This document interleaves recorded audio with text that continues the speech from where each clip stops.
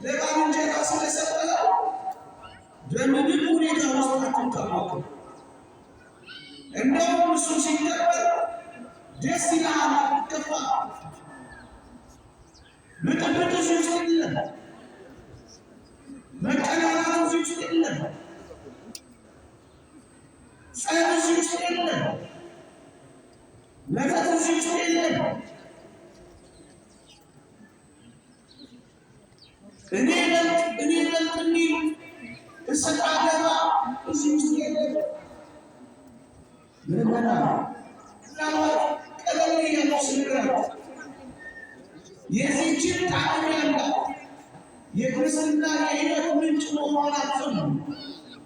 ባልንጀራህን የሚሻል በትሕትና ስትቆጥር ኢየሱስ ክርስቶስን መምሰል ይችላል። ከአብ ጋር ሆኖ ሳለ በትሕትና ዝቅ ሲል አምላክነቴ ይነጠቃል ብሎ አላወረፈም፣ ቅር አላለም፣ አልተበሳጨም። አምላክነቴን አጣለሁ ብሎ አልሰጋም። እውነተኛ ትሕትና ምንድን ነው? ባልንጀራህን የሚሻል በትሕትና መቀበል። በጌታችን ዘንድ ያለች ሐሳብ በእናንተ ዘንድ ተክሎ ይሁን። እሱ ሐሳብ ምንድን ነው? እኩል ሆኖ ሳለ ዝቅ ማለት ነው። ትከሻና ትከሻ አትነካካ፣ ጥርስ አትናከስም፣ አትገፋፋ፣ አረመኔ ሆነህ የሚል አታላቅም። እኔ በልጥ ጦርነት አትገጥምም። የኔ አትባባል። በጣም ሰላማዊ ትሆናለህ። ይህ እንዴት ያለ የመንፈሳዊ ሕይወት ውስጥ ይመስላል። ቅዱስ ይስሐቅ ሶርያዊ እንዲህ ትሕትና መለኮታዊ ልብስ ነው። ክርስቶስ ሰው በሆነ ጊዜ የለበሰው ይህንን ትሕትና የለበሰው ሁሉ ፈጣሪውን ይመስላል። ትሕትና የሌለው ግን የቱንም ያህል ቢጋደል ይታወቅብናል ይላል። የቱንም ያህል ብትጋደሉ ትዳርነት ቢኖራችሁ፣ መኖር ጥሪት ቢኖራችሁ፣ ጿሚ ታራሚ ብትሆኑ፣ ጠባቂና መሸቆቆባት ብትቀሰቅሱ፣ የትሕትና ልብስ ካለበሳችሁ ኢየሱስ ክርስቶስን አትርሱ። ኢየሱስ ክርስቶስን መምሰል እፈልጋለሁ። የመምሰያ መስታወት ባልንጀራህን የሚሻል በትሕትና መቀበል። ቤት ውስጥ ከሕይወት ጋር አትጣላ። የሚገጠመውን ወንድ ስትሰጥ አይገዛም። እኩል ሆነው የሥራ ባልደረባ ሰላማዊ ሕይወት ትኖራለህ። ባል ሚስት ጋር ሚስት ተባብራ እኔ እንደገና እንደገና አባባል ለራሱ ውስጥ የለም። ባልንጀራህን የሚሻል በትሕትና መቀበል። በዚህም ጌታችን መድኃኒታችን ኢየሱስ ክርስቶስ መምሰል ታገኛለህ።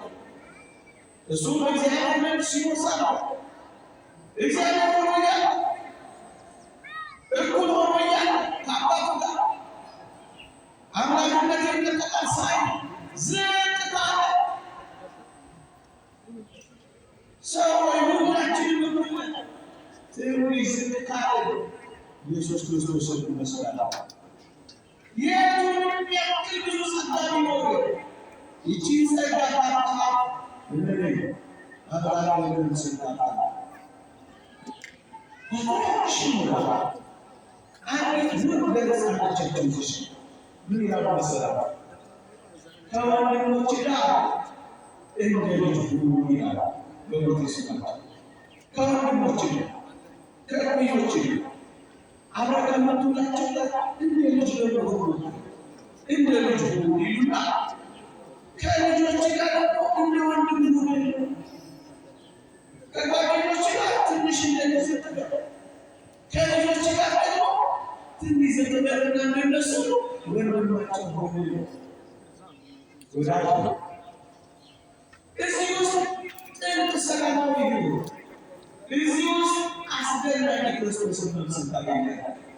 አንደኛ እውነተኛ ትህትና ማለት ነው። በክብር ካንተ ጋር ቆሞ ሰው ትንሽ ዝቅ ማለት ነው። ዓለም ላይ የሚጣላ ይመስላችኋል? ጉልበተኛ እኔ ተሸነፍኩና እኔ በተቆሎ ከጫፍ እስከ ጫፍ ዓለም የሚያቀራምስ እኛ ስንሰማ ነው የተፈራቆሰው። ለምን እኔ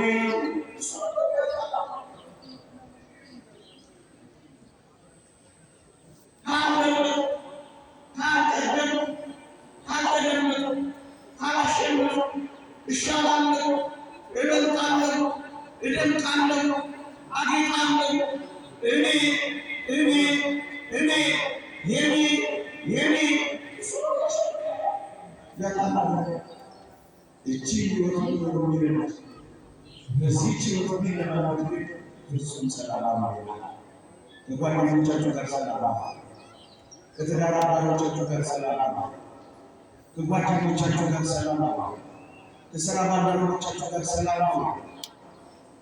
ባልንጀራ ባልንጀራ ክርክር የለም፣ ውድድር የለም፣ መበላለጥ የለም፣ መለካካት የለም። እኔ ቀን